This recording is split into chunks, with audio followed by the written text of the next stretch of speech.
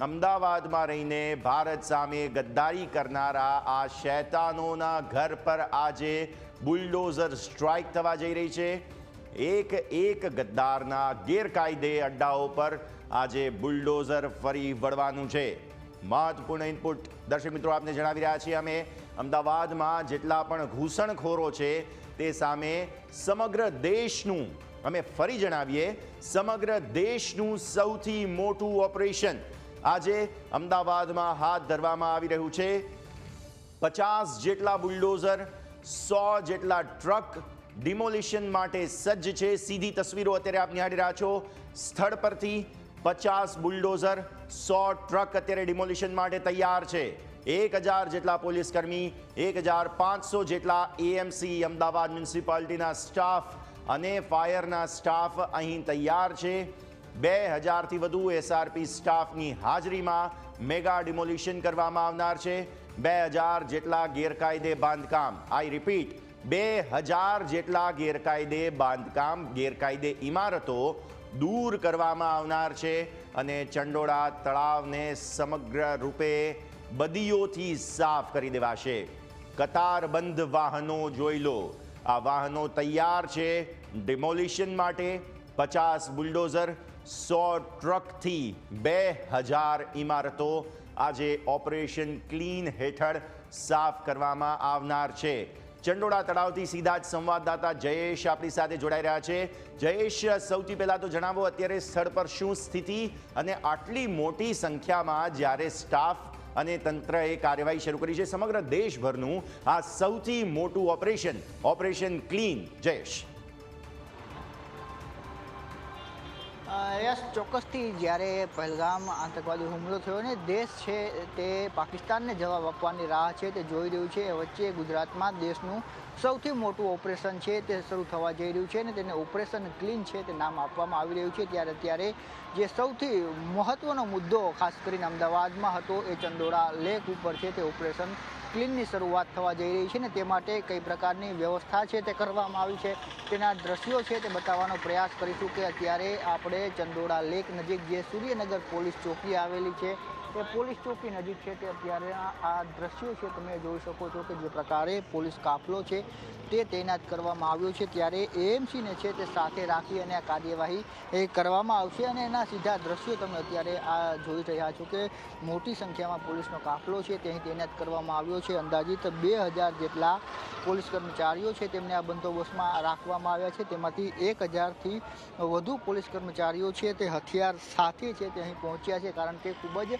સંવેદનશીલ વિસ્તાર છે તે માનવામાં આવી રહ્યો છે ને એ સંવેદનશીલ વિસ્તારમાં સૌથી મોટું ઓપરેશન છે તે શરૂ થવા જઈ રહ્યું છે। ત્યારે તમામ સાવચેતીના પગલાઓ છે તે રાખવામાં આવ્યા છે અને આ દ્રશ્યો તમે અત્યારે જોઈ રહ્યા છો કે વહેલી સવારે 5 વાગ્યાથી જે પોલીસ કર્મચારીઓ છે તેમના આવવાની શરૂઆત છે તે થઈ ચૂકી હતી। આ ચંડોળા તળાવથી એકદમ નજીકનો છે તે એરિયો માનવામાં આવે છે અને અત્યારે તમે જે આ દ્રશ્ય જોઈ રહ્યા છો ત્યાં ખૂબ જ સંવેદનશીલ વિસ્તાર છે ત્યાં ગણવામાં આવે છે ને એટલા માટે જ જે પ્રકારે ડેમોગ્રાફી છે તે બદલવાનો ક્યાંક પ્રયાસ થયો, કારણ કે છેલ્લા ઘણા વર્ષોથી જેમ બાંગ્લાદેશી ઘૂસણખોરો છે તે અહીં આવી અને વસતા હતા અને જે પ્રકારે તેની મોડેસ ઓપરેન્ડી હતી કે તેઓ બાંગ્લાદેશથી ઘૂસણખોરી કરી અને પશ્ચિમ બંગાળમાં પહોંચે છે અને ત્યાં પશ્ચિમ બંગાળમાં એજન્ટો મારફતે છે તે અનેક દસ્તાવેજી છે તે બનાવવામાં આવતા હોય છે। એ દસ્તાવેજોમાં આધાર કાર્ડથી લઈ પાન કાર્ડ સહિતના જે ચૂંટણી કાર્ડ હોય છે તે તમામ ડોક્યુમેન્ટો છે ત્યાં બનાવતા અને ત્યારબાદ તેઓ અહીં આવીને છે તે વસતા અને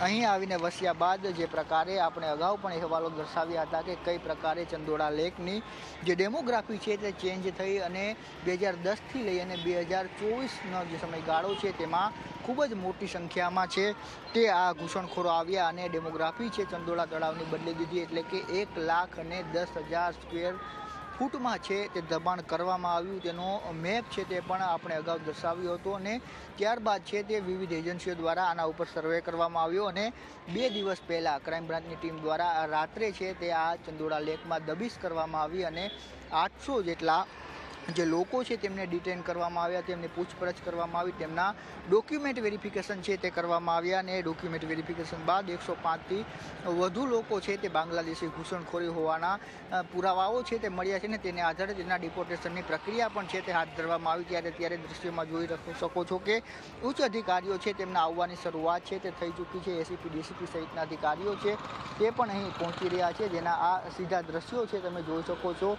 સ્પેશિયલ જે પર્પસ વ્હીકલ છે તે સહિતના તમામ અહીં રાખવામાં આવે છે. સાથે જે એમ્બ્યુલન્સો છે તેમને પણ રાખવામાં આવી છે. ફાયરની વિભાગ છે તેમને પણ અહીં બોલાવવામાં આવી છે. એટલે ફાયરની ટીમો, એએમસીની ટીમ અને પોલીસની ટીમ છે તે સંયુક્ત ઓપરેશન કરવા જઈ રહી છે. અમદાવાદ ક્રાઇમ બ્રાન્ચની ટીમને વિશેષ છે ત્યાં મિશન માટે જવાબદારી સોંપવામાં આવી છે. ત્યારે મહિલાઓ છે તેમને પણ વિશેષ સંખ્યામાં છે તે અહીં રાખવામાં આવી છે. આ તમે જોઈ શકો છો સ્પેશિયલ પર્પસ વ્હીકલ છે તે પણ અહીં આવી ચૂક્યું છે અને અધિકારીઓ છે તે ક્રાઇમ બ્રાન્ચના અધિકારીઓ છે તે અહીં પહોંચી રહ્યા છે અને જેમ જેમ અજવાળું થશે તેમ તેમ આ ઓપરેશન ક્લીનની છે તે શરૂઆત થવાની છે. આ સીધા દ્રશ્યો છે તમે અત્યારે જોઈ શકો છો કે જે સ્પેશિયલ પર્પસ વ્હીકલ છે તે આવી ચૂક્યું છે. ક્રાઇમ બ્રાન્ચના અધિકારીઓ છે તેમના આવવાની શરૂઆત છે તે થઈ ચૂકી છે. મહિલા પોલીસ કર્મચારીઓ છે તેમની તૈનાતી પણ અહીં જોવા મળી રહી છે. એટલે જે વાહનો જે પહોંચી રહ્યા છે તેમાં ગુજરાતથી લઈ અને ફાયરના મોટા જે વ્હીકલો છે તે અહીં આવી રહ્યા છે. મહિલા